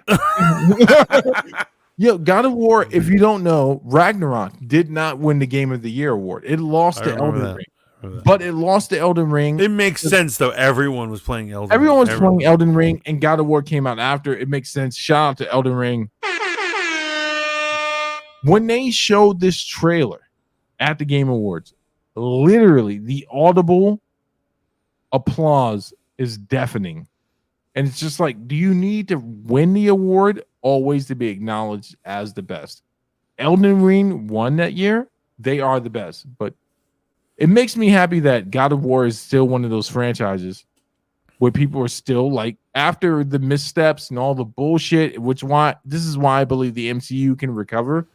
The God of War franchise took some of the worst steps that any franchise could take, and they still recovered. Roll that bean footage. I'm not paid by them by any way. Santa Monica. I think you are. They're paying for his vacations, basically. Every year. Every year. Him and the fam go out.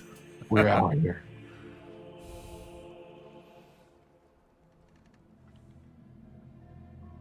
Hey, Nice armor. the man's man. You are certain you remember nothing of this place? Oh, nothing that would help us. Master thyself. Oh, I'm gonna stream it, and y'all gonna watch me die. Tell me, brother, why exactly are we doing this? I must face this.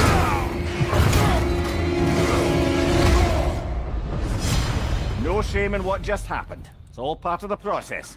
Let's go again. Yo, does Clancy Brown always play his voice? Yeah. That's awesome.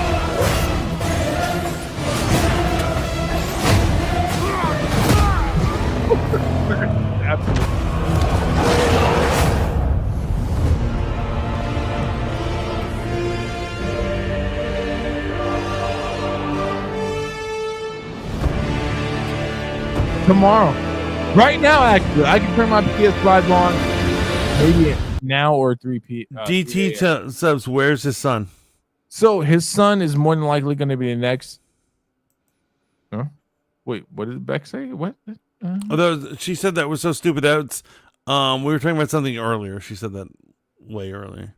So Atreus is more than likely going to be the, and I don't know how I feel about this, and we don't know what's confirmed. He's probably going to be the next game. I think his game will be more akin to the Miles Morales and the Spider-Man sequence. So essentially what we have going on here, Mantis, is that this is a free DLC released, and we were talking about this in regards to the Avengers. Santa Monica released a free DLC, roguelite. Do you know what that term means? Oh yeah, I do. All right, so roguelite is a game where the best way to describe it is get ready to be infuriated. Everything is going to be random. You're going to be fighting random villains, and if you die, you start at the beginning again to start the whole process over. But this is an epilogue. Like a full blown rogue would be like Diablo or something, right? Exactly. This is an epilogue to Ragnarok, so there is going to be story content. We don't know to what level it's going to be, but obviously for Santa Monica to do this, shout out to them, right? They could have charged everyone $40, $35 or $50 for this shit. They gave it to us for free, which, you know, gamers love free shit. That's we love free shit. So as soon as this stream is over, I promise you, that's what I'm going to go do. I'm going to go download the shit. Probably won't play it tonight. Wait for it to download. And I think it's dope, man. I think it's dope that they gave us free DLC.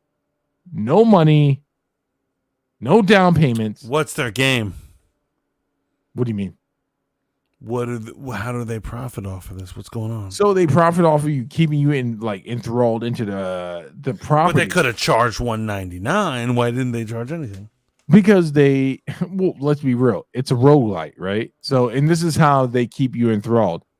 Because it's free, whatever limited amount of story expansion we get on this, you're just going to be like, oh, okay, this game is just me beating this infuriating series sequence of events to find out what's going on with Kratos in the next installment, if he's going to be in the next installment. Because if you stuck around on Fight Juice Online, when we beat God of War, you realize that Kratos' story basically came to an end and Atreus went off to go do a bunch of stuff. So now we're going to see what's going to happen to our beloved character. I honestly don't think they're going to turn the franchise over to his son.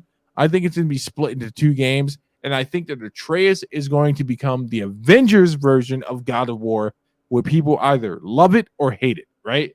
No one really wants to play with Atreus nonstop unless they give us a compelling enough story that makes it worth it. Oh, they could totally do that because he's a kid. They could totally put him through some crazy shit. Origin in the beginning of the movie thing. People might end up loving it. Obviously, will never love him like his father. Yeah, Joe Jackson and Michael Jackson in reverse. Berlin, you know what? I am going to play it on hardest difficulty. But come on, stop that. We don't want to see that again. Trish in the comments says free shit is the best shit. Exactly. I want you all to know the only reason it took us so long to beat Star Wars is because I listened to Berlin Right. and played You're Star like, Wars. let me put on Legendary. Come on, who falls for that? Come on, get it together, bro. But that's all I got in regards to that. I'm super psyched about that. We didn't get any new. I mean, I'm psyched. What I want to talk about real quick before this episode ends is the crazy rumor about our most hated streamer that we have issues with, or maybe I have issues with. Andrew Tate? No. Of course, I know you're talking about YouTuber X and the new controversy she finds herself yet again mired So in. she is always constantly in issues with my man James Gunn. James Gunn loves to diss on her because she, let's face it, she's a liar. Allegedly a liar. Is that why we say that? Yeah. She's allegedly a liar. And he's constantly calling on her. Anytime she has some bullshit to spew, he calls her on it. Now, supposedly, there is a rumor that she's been cast in the latest Superman movie, directed and written by James Gunn. Legacy. Superman Legacy. Somehow she's made her way into the movie. What do you think? Okay, let's start objectively. Has she stated that she's in the movie? No. However, she didn't tell us she was in Zombie Land 2, but she was. Anyway. Yeah. Moving right along. Yeah, she was in Zombieland 2, and she didn't tell us until it was. She was like, by the way, I'm in this movie at the last minute, and she's like, I had to keep it a secret. So that is the thing. However, they're saying that she's gonna play Cat Grant, the gossip reporter in the DC universe. Okay. Now here's the thing. James Gunn, as much as I dislike him, he is a smart, wise, good director. And also, he may hate her, but maybe he's doing this as an olive branch. To whom is this olive branch? Here's the thought process. You have somebody who influences people online, who hates you, who you fight with. However, if you give them a job for a real quick job in a movie, they then love you, constantly give you praise, and therefore you get more people coming to your movie. So do you think she has enough social capital that would impact James Gunn's decision? No. As a matter of fact, she's dwindling at best. Wait, her video Before she used to be on the edge. She used to be on the edge of 1 million. Now she's on the lower end of 900,000. Wait, What a loser. What a loser. Her videos have Grace Randolph, if you're hearing this, I love you. I don't love you. It's something I say to people. But really, you are a loser for not making 1 million. You've been at this for 15 years, maybe, and you are not one. I know people who started their YouTube channel 2 months ago who were close to a million. So your inability to reach that probably has something to do with your unlikable personality. I completely forgot what my point was.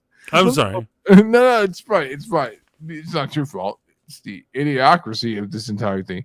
Do you think that Grace being the polarizing figure, whether that's what she wants or not, would that not be, if people received it poorly, be the nail in the coffin? Like, let me lay it out for you, right? On top of everything else, you have the woman who claimed that Pedro Pascal was leaving The Mandalorian, now featured it in one of the most embattled shows or like properties. I don't think that James Gunn would want any controversy associated with any of his shit. Right. He wants clean slate, man. Even though I gotta be real with you, man. I called it. I think DC is the real result, the real purveyor of superhero fatigue. They've been releasing bullshit for so long. No. It's so if anyone's releasing bullshit, it's Sony with fucking Kraven the Hunter and Good point. Good point. Venom Good point. Trust me, they're the worst. They're the worst one of it. But good point. you know what it is? I really don't think DC's new universe is gonna really fly at all. I don't think so either. It's coming out at a bad time, but I don't think Grace being in it will uplift it at all. But I think it could hurt it if you get the wrong demographic. And you know what's even crazier, man? Let me just put this out there. Does Grace have enough haters to propel the movie forward or pull it back? That's a simple way of saying it. Like I said, she can't make $1 million at this point. And she's had a lot of chance. Here's what I'm saying: there's something people don't like about her. It's clear. Yeah, I'd say so. Have you seen some of the idiotic people out here? And once again, not dissing the people I'm about to name, but I am dissing you. But I love you. But like, for instance, I love Shoe on Head. Okay. Shoe on Head is a girl who Right. just does random YouTubes. There's really no theme to her thing. Over 1 million. Yes. What's the difference? There isn't much of a difference. The only difference is reporting. that Grace Randolph is unlikable. I would agree with that. That's Oh. a huge difference, man. It's a huge, and I just don't see James Gunn associating himself with that brand. And remember, this whole thing starts before the James Gunn situation. This starts Birds of Prey, Jessica Chastain. Yeah. Oh yeah, Grace has a long history of either getting it wrong or creating enemies. Yeah. Enemies with people who are not responding to them. I don't think, has Jessica Chastain ever responded publicly to Grace? Yo, so what she said publicly, this is what people think has to do with Grace. She was on a random red carpet, and people asked her, like, how do you do with the critics on online and all this shit? She said, it's really hard. And then she went into this thing where she was like, well, there was one person who's really going hard on me. This one person who just kept messing with me every time. And she's like, and then I did some investigating and looked into this person. And she's like, and this person is really sad. And they have really dark things going on in their life. And they don't have anything else. And I realized they're just lashing out. And I was like, that is fucking brilliant. Here's what I'm saying. One, she's right. That is Grace Randolph in a nutshell. But the fact that she decided to use that as her defense. So basically, she is anything Grace says about her is nullified. Right. Because now Jessica Chastain is pitying your fucking pathetic ass. And you're an out of reach like weirdo who has fucking mental problems, which we all know is true. It works. Yeah, it's like that poor YouTuber.